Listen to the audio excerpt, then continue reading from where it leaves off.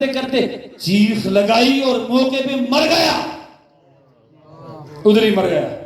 لوگوں، اللہ کے حضور حاضری دینی ہے۔ کوئی پیر ہے، مولوی ہے، تاجر ہے، کوئی کچھ بھی ہے، اور کسی چھوٹے عمل کو بھی چھوٹا نہ سمجھا کرو۔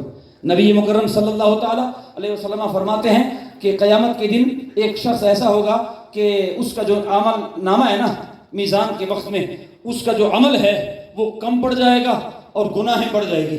ترازو اس طرح ہو جائے گا، جب گناہیں زیادہ اعمال کم، اچانک جب وہ مایوس ہوگا کہ ابھی تو دوزخ ہی دوزخ ہے، پتہ نہیں ابھی بنے گا کیا، اچانک جو یوں کچھ آئے گا اور اس کے نیکی کے پلڑے میں آ جائے گا اور نیکی کا پلڑا گناہوں سے بھاری ہو جائے گا۔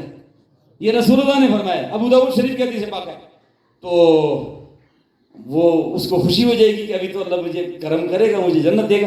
وہ تجسس میں فرشتوں سے پوچھے گا کہ میری تو نیکیاں کم پڑ گئی تھی، تو کیا چیز آیا ہے کہ جس کی وجہ سے میرے اعمال نامہ اللہ کریم نے مجھے مدینہ کر دیا، لہٰذا یہ کیا معاملہ، یہ کیا تھا؟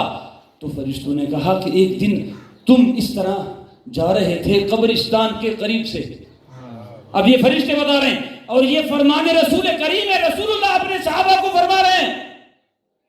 اللہ فرمائے گا ان کو، یعنی اللہ فرمائے گا، یعنی فرشتے عرض کرتے ہیں اس بندے کے لیے، وہ کہتے ہیں جی ایک دن تم جا رہے تھے قبرستان کے سامنے سے، ایک ٹوٹا ہوا قبرستان تھوڑا بیٹھ گیا تھا بارش کی وجہ سے، نیما کھڈا سا لگ رہا تھا، تو تم وہاں رکے، اپنے کام سے جا رہے تھے، تو آپ نے مٹی اٹھائی اور اس قبر کو آپ نے برابر اس نیت سے کیا کہ کہیں آ کے کوئی بے حرمتی کرے گا یا کوئی پخانہ کرے گا تو میں اس کھڈے کو بھر دوں مٹی سے۔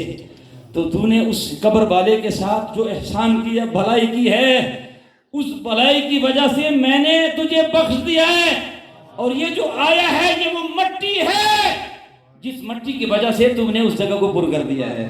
تو اللہ کریم تو بے نیاز بادشاہ ہے، وہ تو اتنے چھوٹے سے عمل پہ بھی راضی ہو جاتا ہے۔ لوگوں، اللہ کے ساتھ اپنا تعلق مضبوط کرو، اللہ کریم کے ساتھ اپنے تعلق کو مضبوط کرو، اور کریم ذات کے ساتھ جس کا تعلق جتنا مضبوط ہوگا پھر آپ کو شکوہ نہیں کرنا پڑے گا کہ خدا میری نہیں سنتا، خدا ہر ایک کی سنتا ہے۔ مگر یاد رکھنا، جو خدا کی نہیں سنتا نا تو اللہ میرے منہ میں خاک، جو خدا کی نہیں سنتا نا تو پھر خدا ان کی بھی نہیں سنتا۔ پھر مشکل گھڑی میں خدا کرے کہ ہمارا تعلق اللہ کے ساتھ صرف دکھوں کا نہ رہے، خوشیوں کا بھی رہے۔ اللہ کو صرف دکھ کے وقت میں یاد نہ کرو، خوشی کے وقت میں بھی اس کو یاد کرو، نعمتوں کے وقت میں بھی، جب کچھ نہ ہو پھر بھی اس سے راضی رہو، اور جب نعمتوں کی برسات ہو جائے پھر بھی اس کا شکر ادا کیا کرو۔ اللہ تو کریم ہے، کریم بادشاہ ہے۔